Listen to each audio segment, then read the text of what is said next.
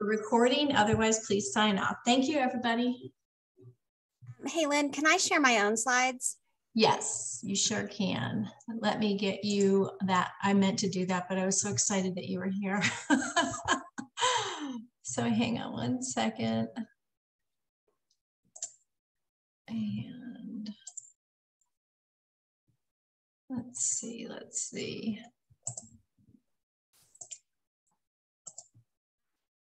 Okay, see if you can do it now, Amy. I can. All right, there you go. Okay, can I get a thumbs up that you're seeing full screen on my slides? Okay, fantastic. I never seem to get that right. So just wanted to make sure, actually, I'm having a hard time seeing my controls. So let me try this one more time. I'm so sorry. I'm Dr. Amy Moore, and I'm going to share cognitive training. There we go. Okay. So I'm going to talk about cognitive training for traumatic brain injury today. I am a cognitive psychologist and the director of research for LearningRx, and I'll talk a little bit more about LearningRx in just a minute. I'm also the vice president of research at Gibson Institute of Cognitive Research in Colorado Springs. I'm the editor-in-chief of Modern Brain Journal. I host a really fun podcast called Brainy Moms. I'm also a TEDx speaker, a board-certified Christian counselor. But most relevant to you all is that I'm actually a TBI mom. So my oldest son suffered multiple concussions, suffered post-concussion syndrome, and just ran the gamut of symptoms. You can find me at learningrx.com and amymorephd.com, and I'll put my email address at the end. So today I'm going to talk about some assumptions and clarifications first before I jump into my full talk. Talk a little bit about what cognitive training is, my cognitive training research findings and clinical experience. And then I'm going to do a demonstration with you guys so that you can work out your brains for a couple minutes and get an idea of what it is that we do all day, every day, and then give you an opportunity to ask questions. So let's start with some assumptions and clarifications about cognitive training. So cognitive training is just one component of overall brain health. And that's really important for me to say, because as you know, especially if you have suffered a traumatic brain injury, are trying to recover from one, you know that you need a whole team to address just the vast symptomology that you might be experiencing. And so cognitive training is mental exercise, and that's just one piece of the whole pie of brain health. And so, you know, we want to acknowledge that physical exercise and physical health, managing stress, optimizing sleep, optimizing nutrition, and socialization are also really key aspects of brain health. And so cognitive training is just one small part of that overall approach to not only brain injury recovery, but brain health overall. And then I also want to clarify that cognitive training is a universal intervention. It's not just for brain injury, but as Mark Hyman from the Cleveland Clinic says, a broken brain is a broken brain.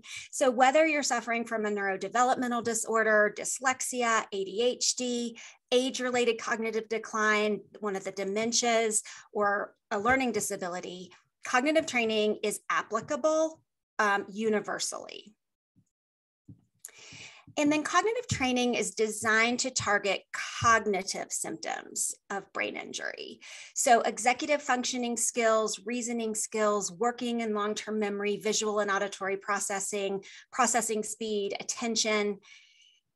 It isn't designed to target, again, that vast symptomology that I just mentioned before. It's not designed to work on headaches and pain, or inappropriate behavior, or the fatigue that you might experience, or the mood swings, or the struggle with recognizing social cues, or inhibiting inappropriate comments, or the gazillion symptoms that you might also experience following a TBI. Do we see improvements in some of those areas after cognitive training?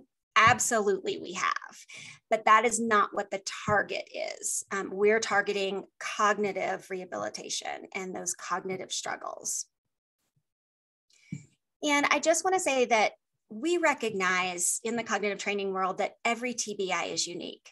And so what I share with you today is my clinical experience and my research experience. And so that I just want to say that up front, because I know how frustrating TBI recovery can be. I know that it's so unique to the individual. Many of you who have struggled after suffering a TBI have probably tried multiple things. And so coming into yet another demonstration or another presentation of something that promises to help can be met with some frustration. And so I just wanted to make those clarifications and those assumptions about cognitive training so that you can just relax, take it in, and then do with it what you will. All right, so what is cognitive training? Cognitive training is not the same thing as brain games. So there are computerized brain games everywhere. Just log on to the internet, look in the app store on your phone, and you will find brain games. Those are super fun. They are stimulating, and they do have some benefits. But when I talk about cognitive training, I talk about deliberate, repeated engagement in targeted mental tasks that we design to improve thinking and learning.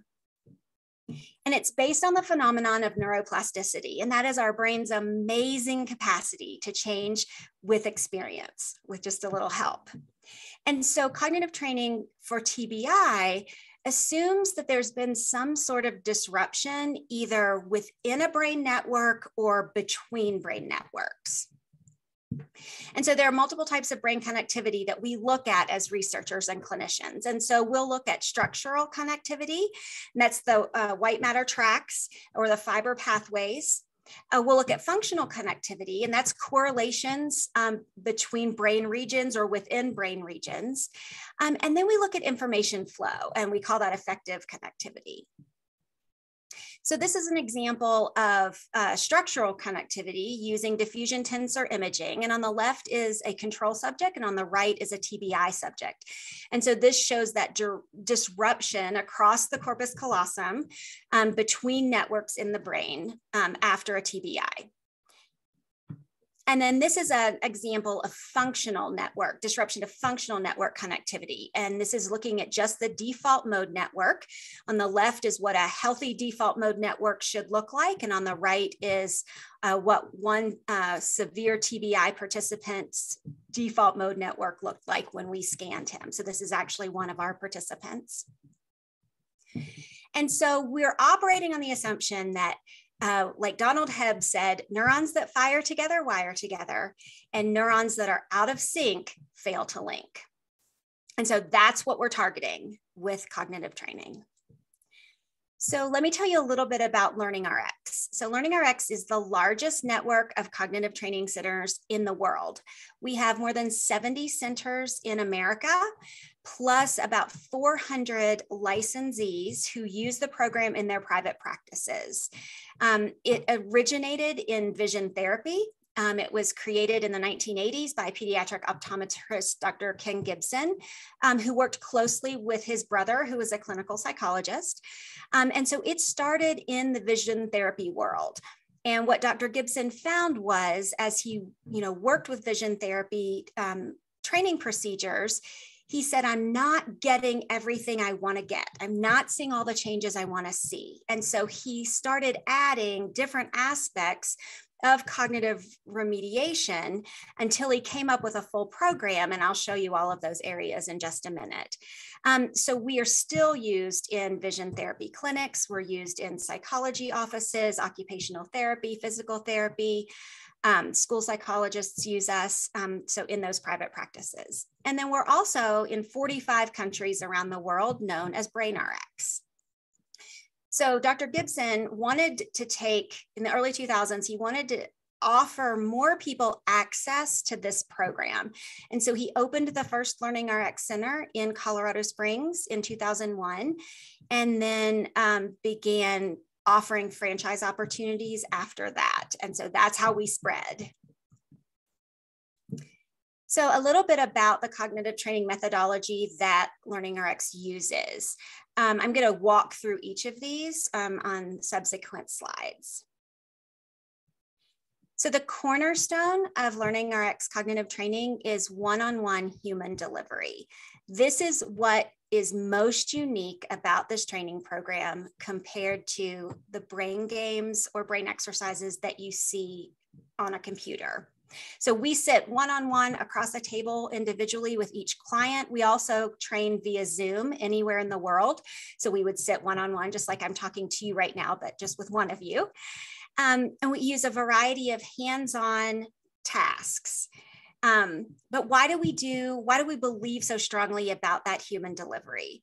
Well, we know from research on the therapeutic alliance between a therapist and a client in any of that, like in psychology research or speech and language pathology research, that the relationship with the therapist is the #1 predictor of treatment outcomes, compliance, and attrition. And so that relationship between the client and the trainer is key to this program. And then working with a human also creates all 4 sources of self-efficacy development. So a trainer is able to model the tasks, give verbal persuasion and dynamic feedback, lots of high fives. You get that dopamine release from just the encouragement that you get, but also that dynamic feedback offers correction as needed as well. And then every single client has individual goals. You know, if you are working with clients who have brain injuries or you have a brain injury, your goals are going to look different than the person sitting next to you. And so a cognitive trainer helps each client outline what those goals for training are, and then can revisit those throughout the 3 to 6 to 9 months that they're going to be working together. And we just have not met a computer or an app that can do all of that. And so that's why we hinge our program on that one-on-one delivery. Okay, so we have over 100 different hands-on training tasks, and those tasks are sequenced in complexity and difficulty. And each of those tasks has 10 to 12 different variations. So if you do the math, that's more than 1,000 different procedures and ways that we have to train the brain. And again, we individualize every single program using that collection of tasks to meet each client where they are. We do that through ongoing assessment, pre and post assessment, but ongoing assessment throughout the program. And so we personalize it. We are going to give each client exactly what it is that they need. So if we have someone who's really struggling with memory, but is strong in reasoning skills, we're not going to spend a whole lot of time working on reasoning training. We're going to spend more time working on memory. But we know that those skills overlap. So we'll have a memory task, but that memory task is also going to train attention and processing speed at the same time, for example, because those our skills, our cognitive skills aren't used in isolation. And almost every training task that we use, we pace it with a metronome or a stopwatch. So to the TBI survivor, this can seem a little bit overwhelming to hear, but we start slow and we meet you where you are. And so that metronome helps build automaticity with skills. We help load our tasks with difficulty that way. And we like to create what we call a mental sweat. So it kind of keeps you from taking a break during that task because your responses are paced on beat to a metronome. And I'm going to demonstrate that in a little bit. And then the stopwatch helps us gradually increase the speed in which each client can process the information. And then we don't live in a vacuum. And so we don't train in a quiet private room. Our training rooms are open and multiple clients are working at the same time with their trainer. And so you will hear other voices. You will hear other ticking metronomes because that helps train sustained and divided attention. And it really then helps a client be able to use those stronger cognitive skills in the real world where there are distractions happening. So we have those natural environmental distractions by just the way we design our centers. You can see that in the photo on the right. And on the left, we have trainer imposed distractions. And a trainer will deliberately say the wrong answer at the same time our client is answering correctly so that they can distract them. Or they'll sing a song, or they'll tell a joke, or find ways to keep that client on task. I can remember we had a Christmas tree that sang, and the lights on the Christmas tree would flash to the beat of the song. And so my husband was a trainer on some of our research studies, and he was notorious for turning that singing Christmas tree on in the middle of training to distract his research participants. So another key element of our training is that it's complex. And it's based in the Cattell-Horn-Carroll theory of cognition. And that is the most widely recognized theory of intelligence in our field. And so it's based on the idea that there are 18 broad cognitive skills and more than 90 narrow thinking skills. And so if thinking is complex, which we can see, those are the skills listed in CHC theory, then cognitive training also needs to be complex. And so I want to do a quick demonstration to show you what that complexity looks like. So in just a minute, I'm going to ask you to spell the last name of the first United States president backwards. And I'm only going to give you 10 seconds to do it. So when I say go, mute your mics, say it out loud, spell the last name of the first United States president backwards. Ready? Go.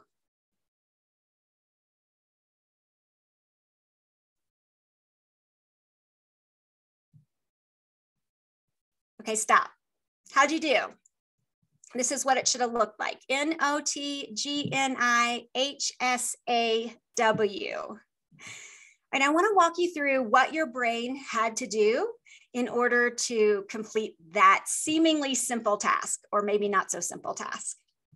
So first you had to remember who the first United States president was. That's long-term memory.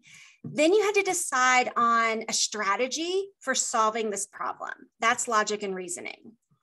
Then most of you probably projected the word Washington in your mind or in the air.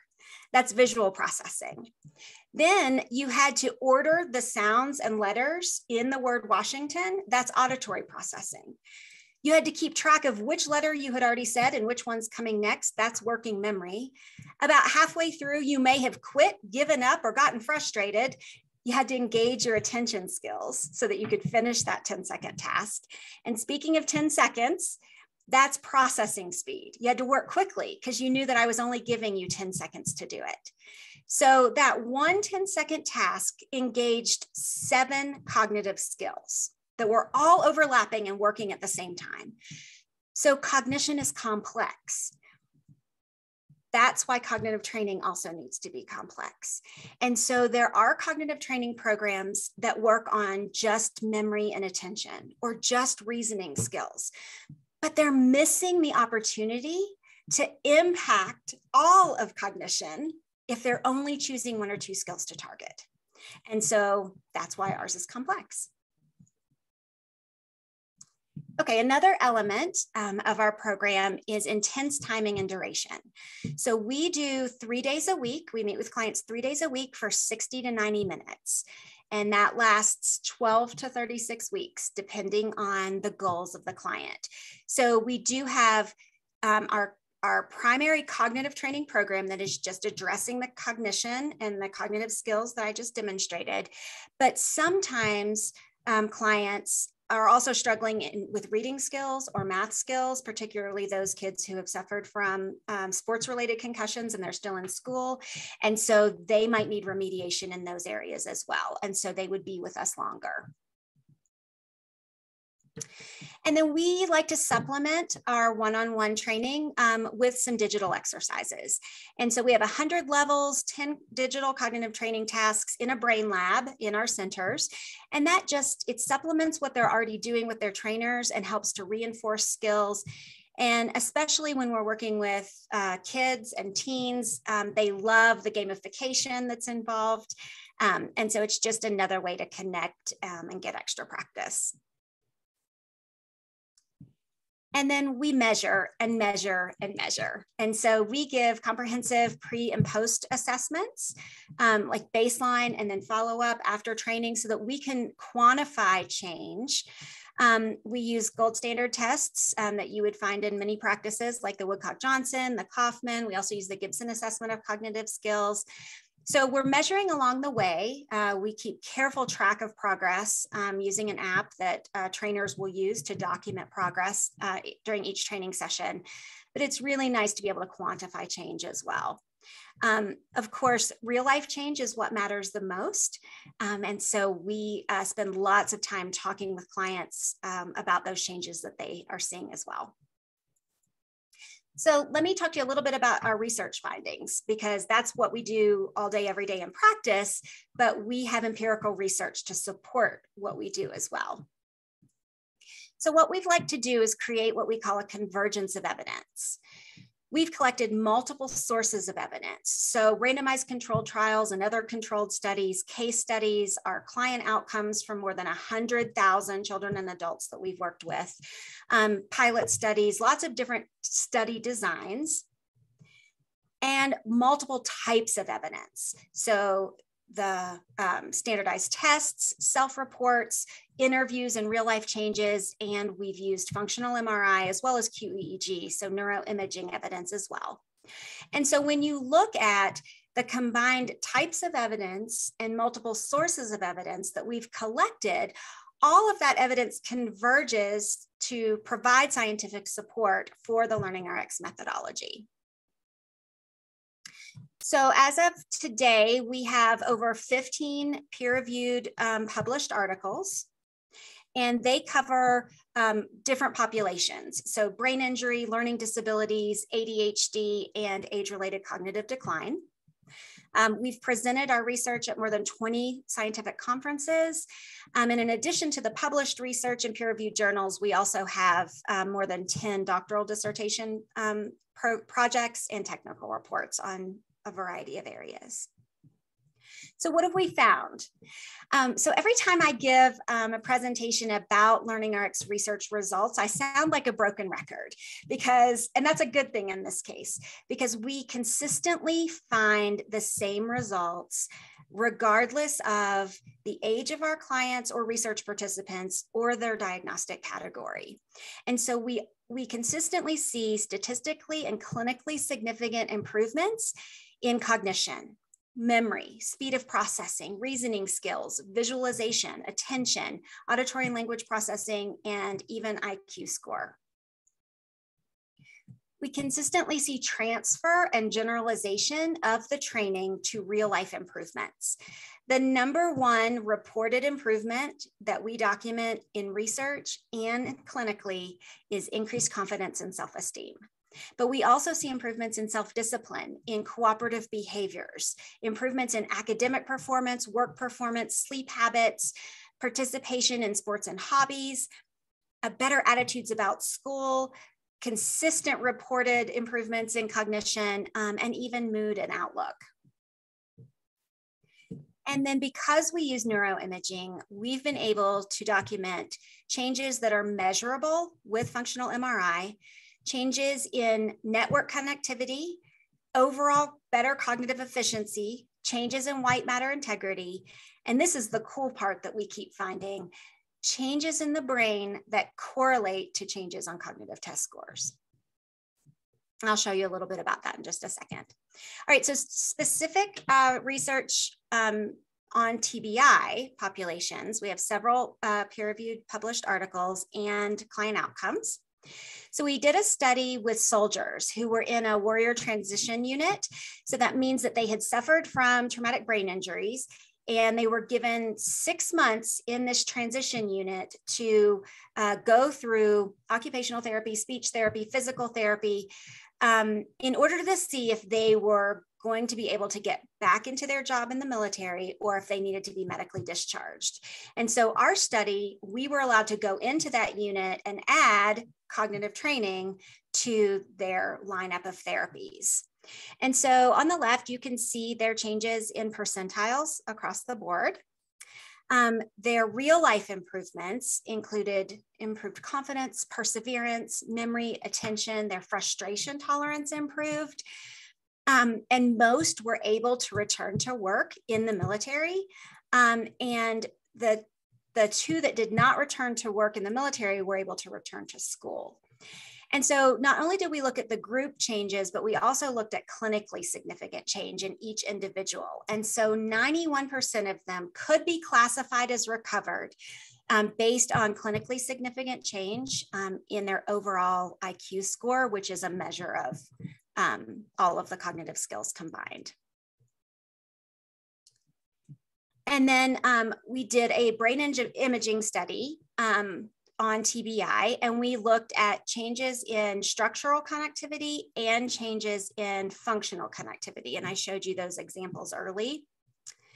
And so here's what we found: statistically significant changes in every cognitive skill that we measured, including a 22-point overall increase in IQ score. We also found 10 changes in training-induced functional connectivity. So that image on the right is showing those new connections that we documented post-training.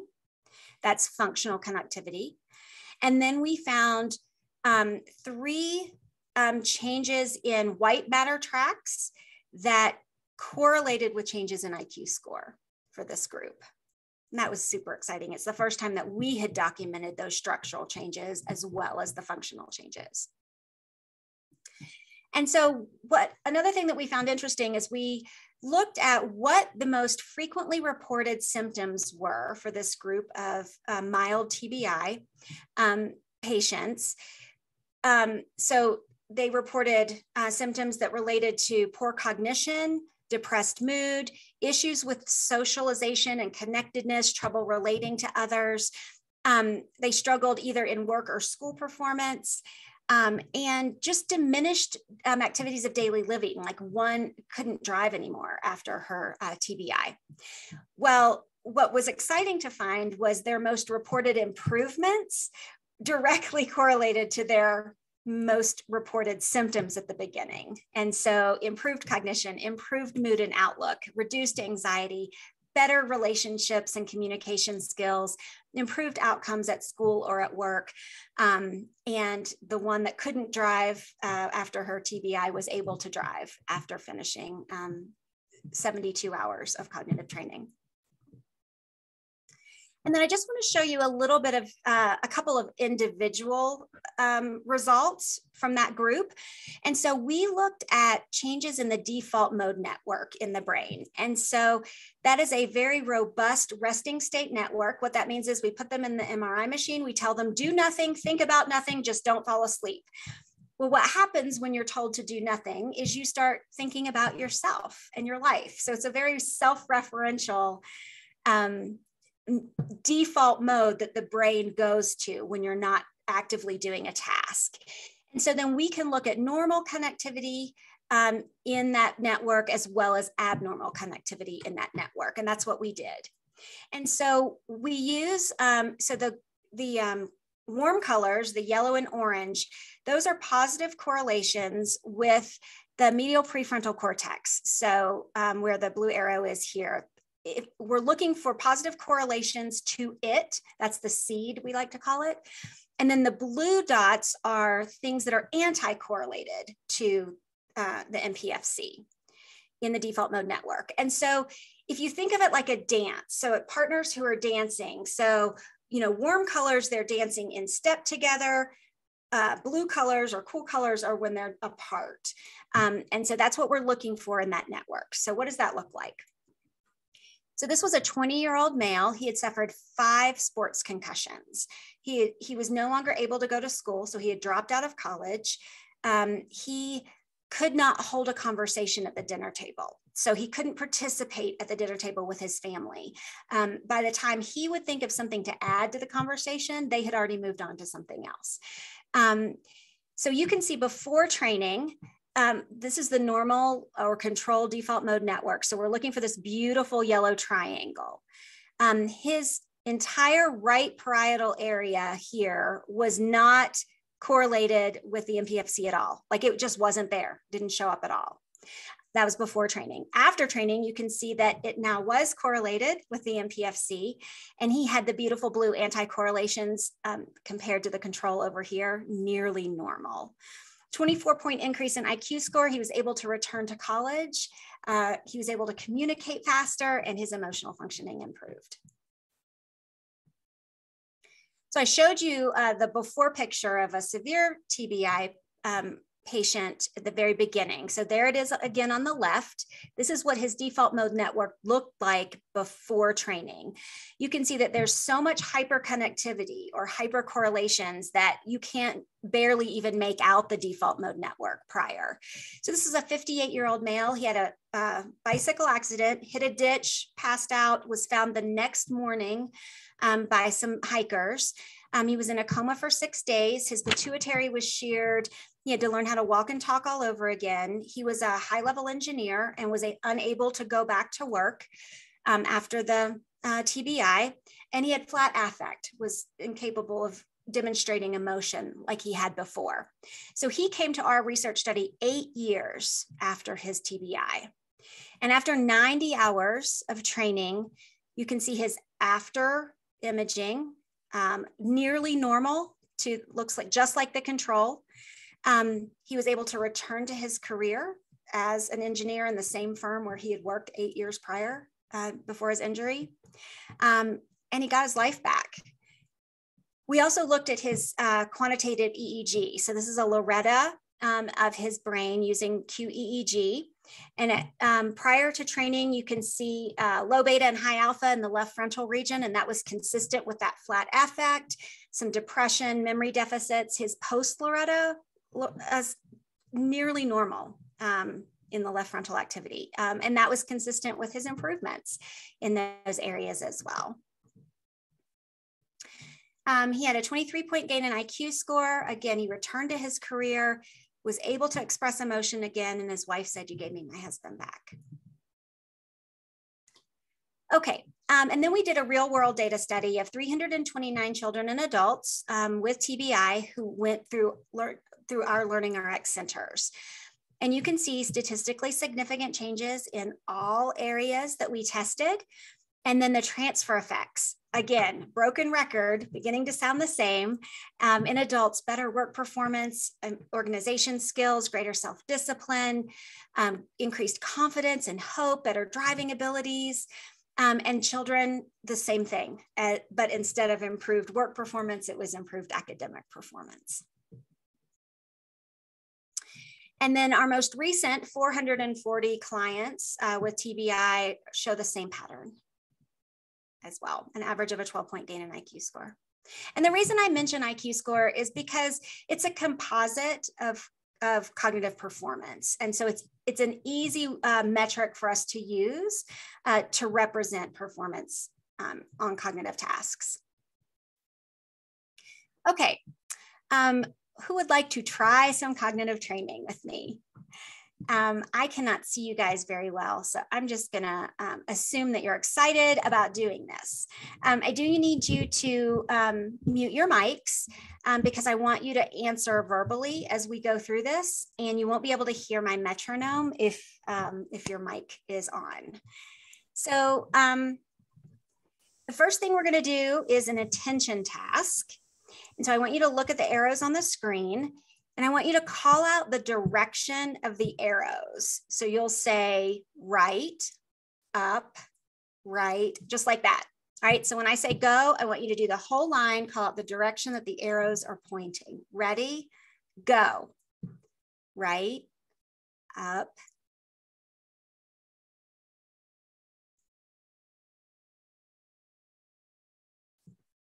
Okay, good. All right, so I'm going to turn a metronome on. This may frustrate you. That's okay. So now I want you to do the same task, but you're going to call it out on every other beat. So it's going to sound like this. Right, up, right, down, Got it? Ready, go. Right, up, right, down, up, right, left, left, down, down, up. Good. Okay, so now, turn this off. I want you to use your visualization skills. And so using your mind, I want you to turn each arrow a quarter turn to the right. So a quarter turn clockwise, you're going to rotate it. So that first blue arrow, instead of saying right, you're going to turn it a quarter turn and it'll be down. Okay, so that'll be down. The next one, instead of up, it'll be right. Okay, ready, go.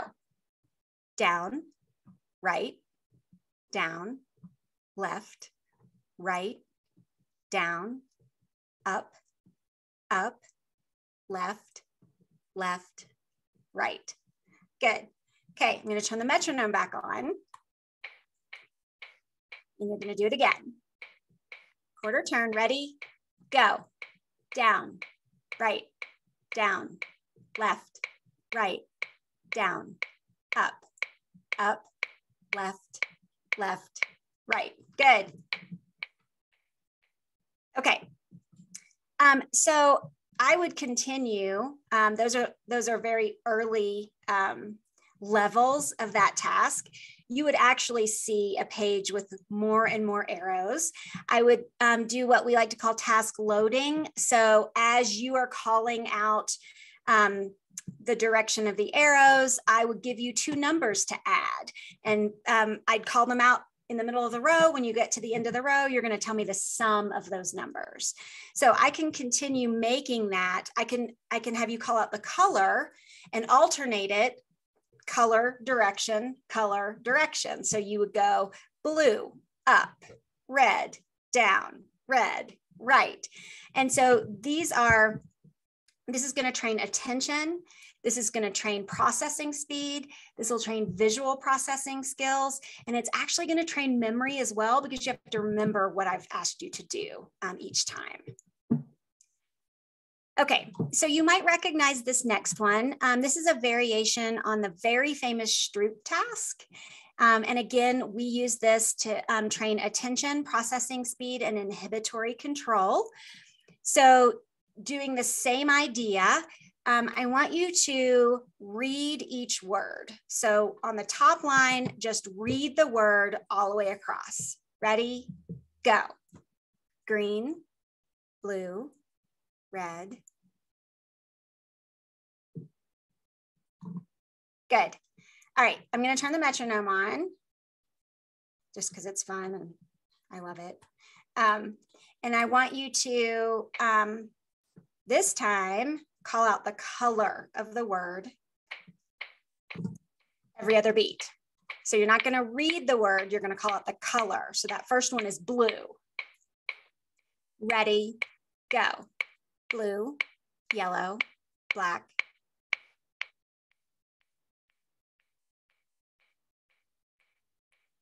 Good. All right, this time you're going to alternate. So you're going to read the word, and then the next one you're going to call out the color. Then you're going to read the word, then you're going to call out the color. Ready, go. Green, yellow, red, blue. I've already messed up. Okay. That one's super hard. I've actually tried to do that inside an MRI machine and just laughed at myself the whole time. So it's hard. All right, one more. So this is based on a card that looks like this. We call this memory digits. All right, so you're going to visualize the card like a tic-tac-toe screen. So you've got 3 numbers on this tic-tac-toe board. And when you read it to me, or when you read it out loud, you're also going to call out the blanks.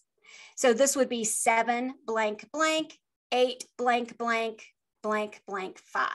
So we use all 9 spots on the tic-tac-toe board. But I'm going to take the tic-tac-toe lines away. So I'm going to give you 3 seconds to study this, and then I'm going to take it away, and then you'll repeat back the pattern that I just taught you. Ready? 3 seconds. 1, 2, 3. All right, call it out.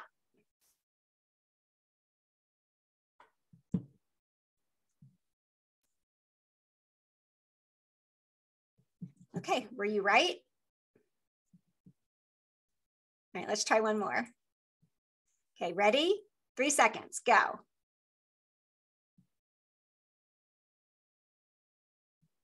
All right, call it back to me.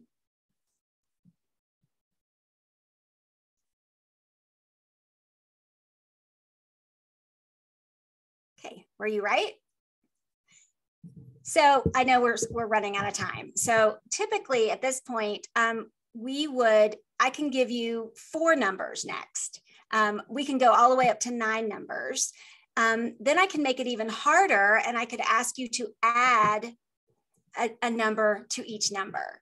So instead of calling out blank 6, blank, blank, blank 7, blank, blank 4, I'd ask you to add 3 to that. And so you'd have to give me the sum.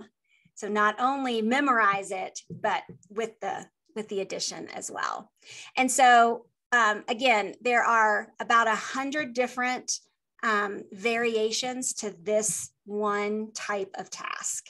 And this trains memory, visualization skills, processing speed, and reasoning. Okay, so this is my contact information. I'm at Dr. Amy at LearningRx.com. Oh, by the way, I noticed that there was someone, a guest on here whose name was Amy Lawson. So hello, Lawson was my maiden name, and so that's how I go professionally as well, Amy Lawson Moore.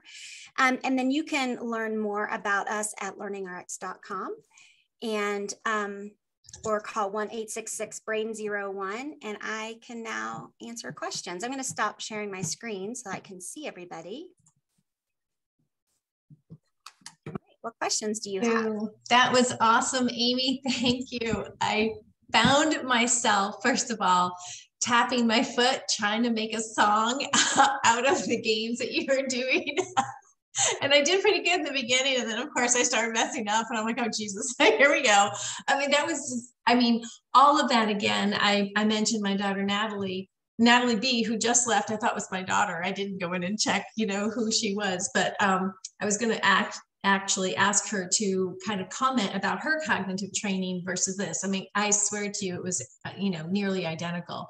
And while you said it did not make a difference, or it does not clinically make a difference in the depression and the anger, I know she was happier, right? She did have to have various therapy for her mood and her depression, but I swear to you, she was happier because she was able to do math again.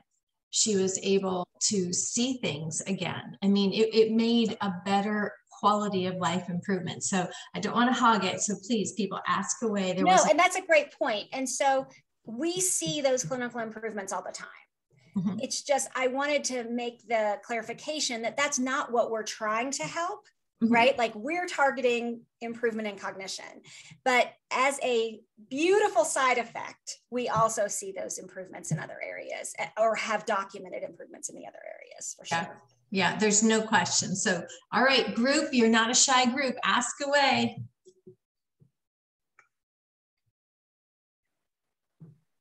Amy, you just mentioned it, but yeah, I'm Terry Miller. I'm Teresa Miller. I work with Amy, and just wanted to address that same question that, Amy was really focusing on the cognitive benefits, but in our research, the qualitative, we've got a lot of qualitative data that shows there are big quality of life changes that the research participants spoke of: increased confidence, improved outlook.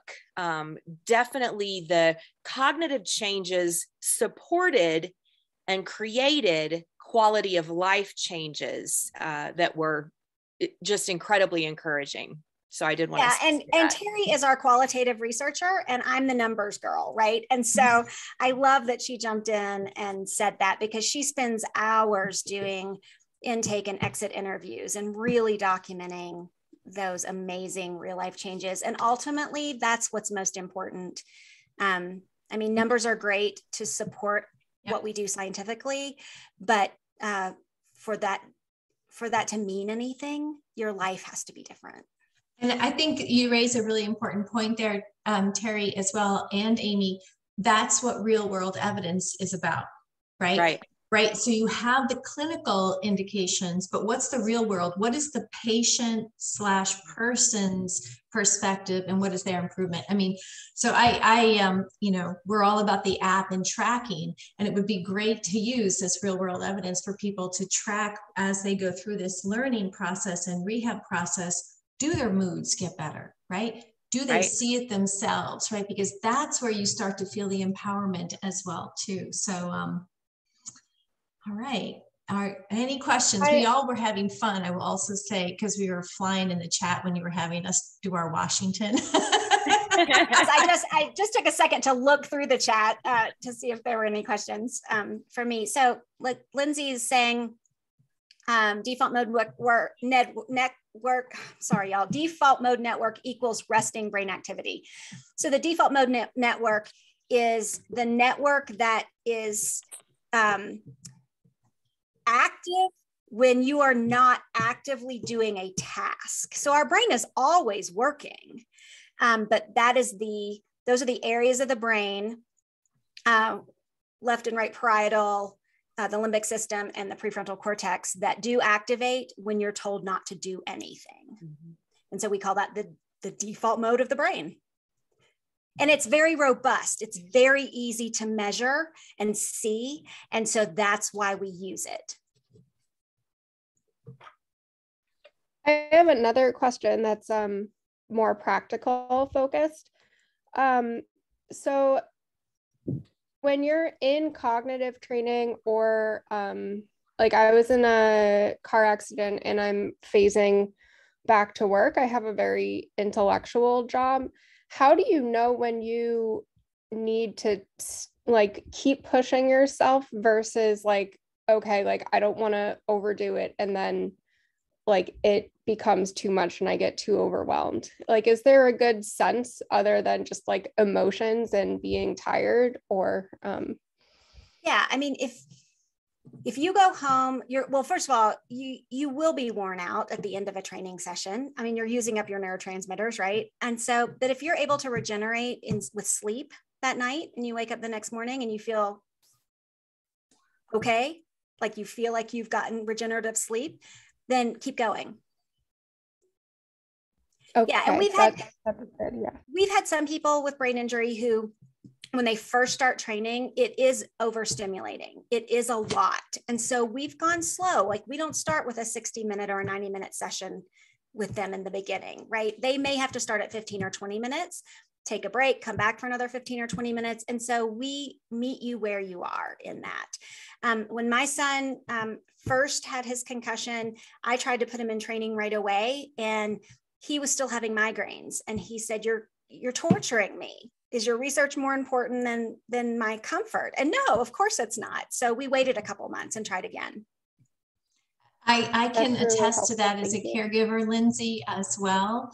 You know, we as caregivers, and we don't know, and nor do patients, because patients, we all want to think, Dr. Art Thou God, and we want to do as we're told. Listen, I understand all of it. And they did the same thing, Amy. And I was like, come on, Natalie, you can do it. You know, I'm trying to be the cheerleader, but her brain was literally shutting her down.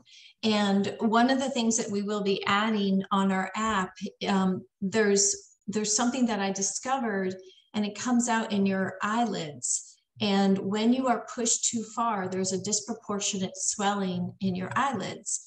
And so we're trying to incorporate this so people can actually take a picture of their eyelids, and we can measure it for them and say, oh, you went too far, back off. Because what would happen for Nat would be she'd make progress, but because they wanted to finish her protocol, she would be in bed for 4 and 5 days, right? And so that was what I didn't even understand it, right? And so, you know, I want to echo what Amy just said. It's like you have to really keen in and listen to your body. Right. And you have to communicate with your therapist or with your trainer or whoever you're working with, for sure. And if it's not a therapist that's willing to listen, then find a different therapist. I mean, does that mean we don't push you? No, we push you, but we also listen. Mhm. Mhm. Lynn, that is so fascinating. Could you share a Yes. link or the research or something for that? That is just incredibly fascinating. I'm so curious. Yeah, I will.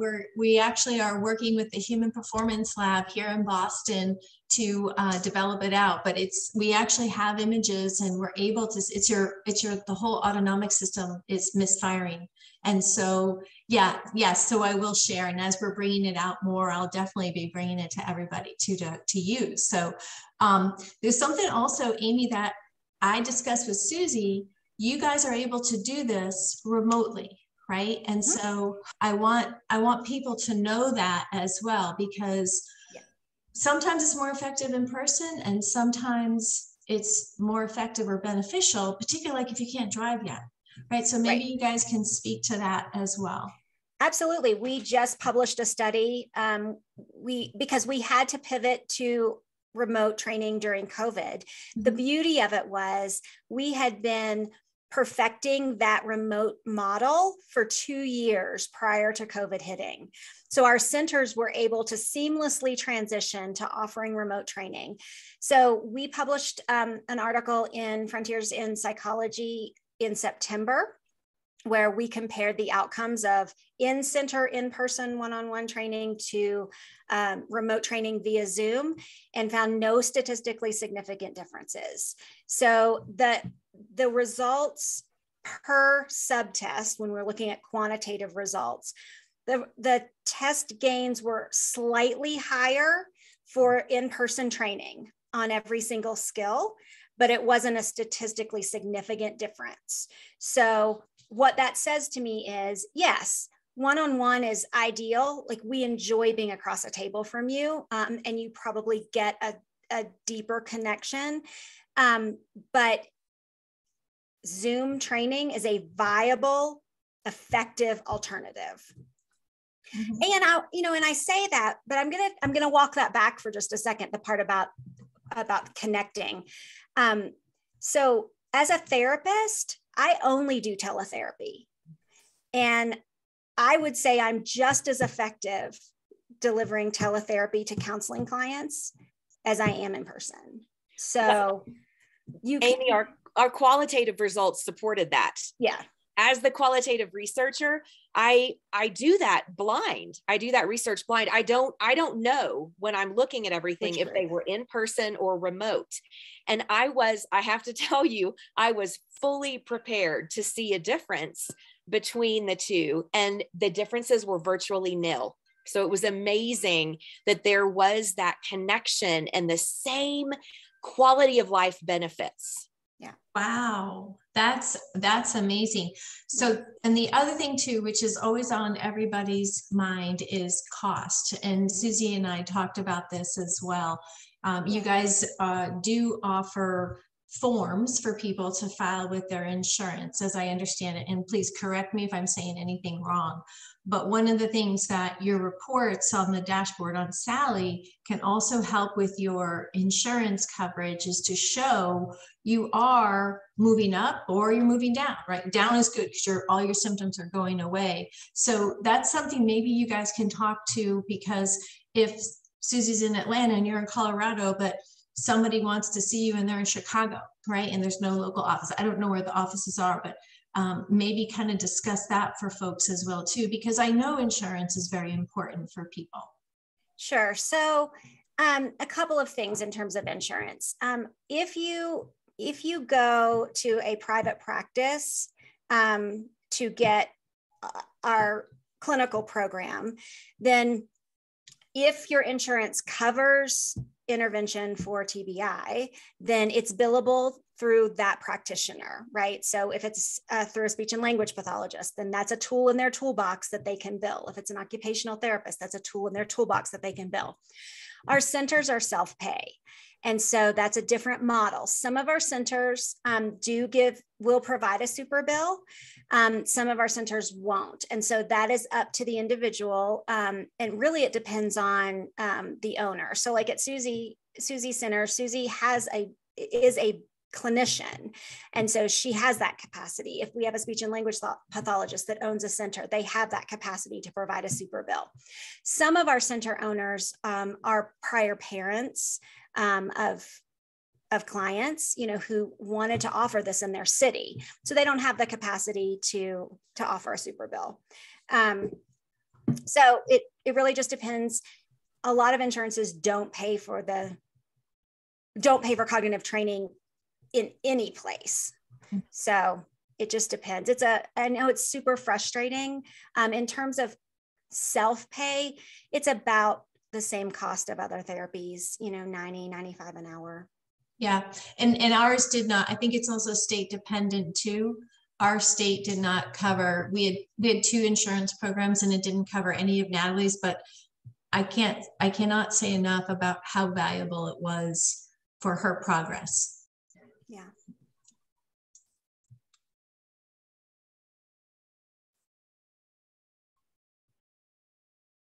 Does anybody else, I'm going to check the chat really quick. Does anybody else have any other questions? So Warian, I answered that question for you about the cost, and some people are having to hop off. Amy, let's put in the chat. I will send out your contact information, and Susie's yours as well too. Teresa, if you want to send yours, I'll send yours since you're all part of the team as well when we send out the replay.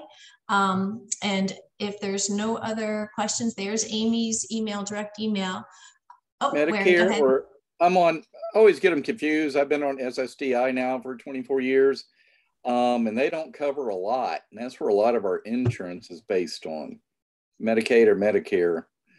Is that something y'all work with, or is it like, no, and it doesn't pay much on a lot of stuff? Right. So again, most of the centers are all the centers are cash pay.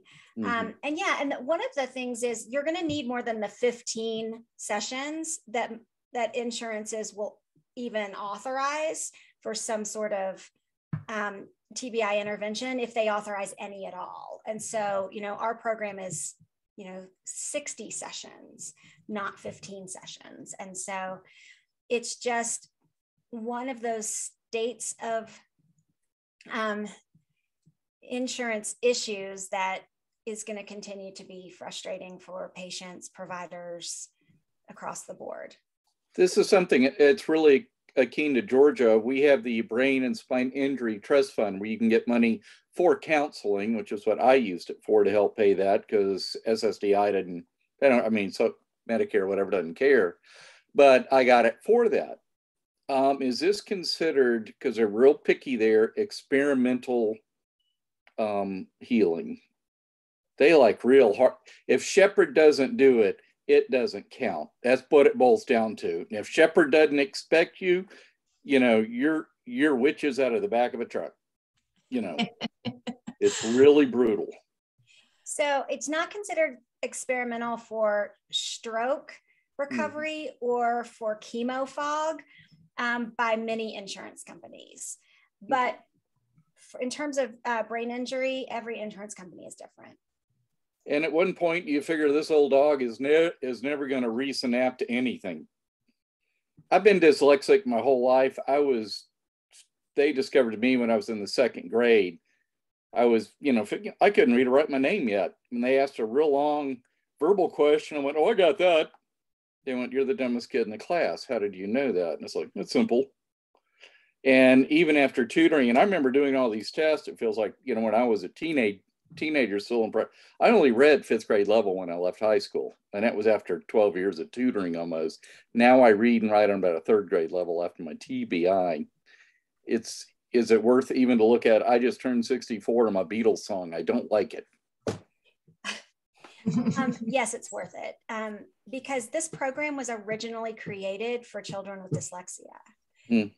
We didn't realize that this was applicable to adults or for TBI until 2009, 2010. This program was created in the 80s. And so,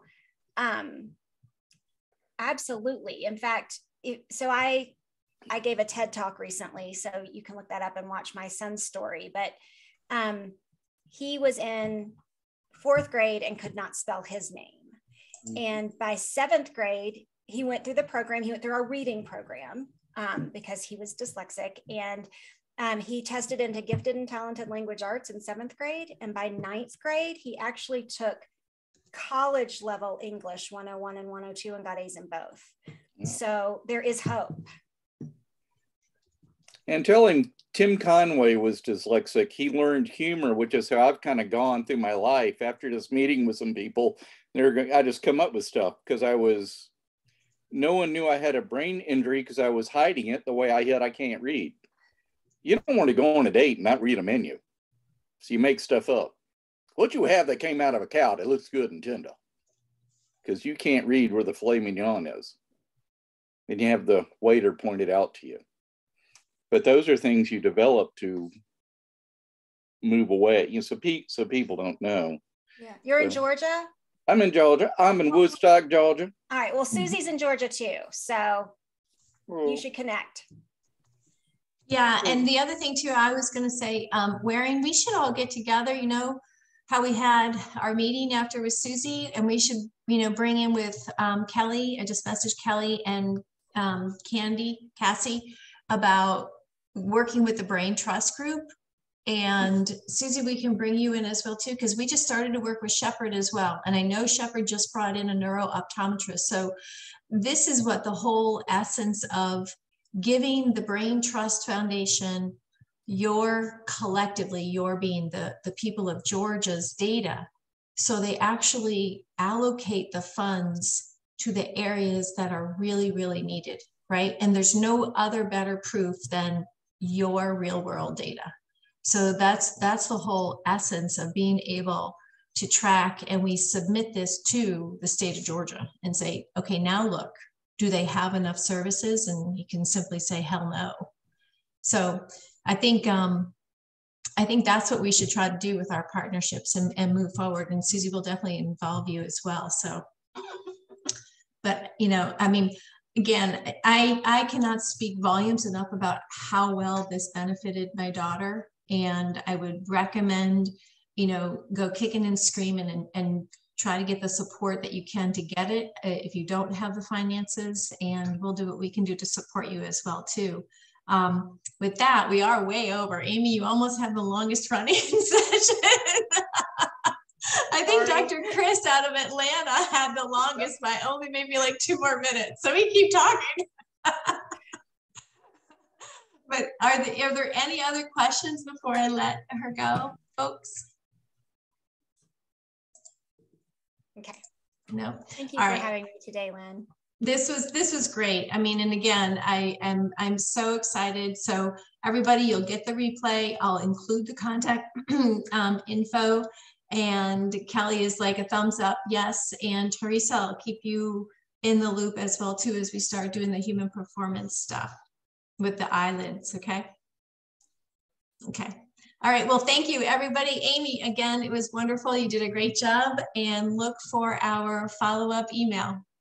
Sounds good. Bye. All right. Have a great day, everyone. Thank you.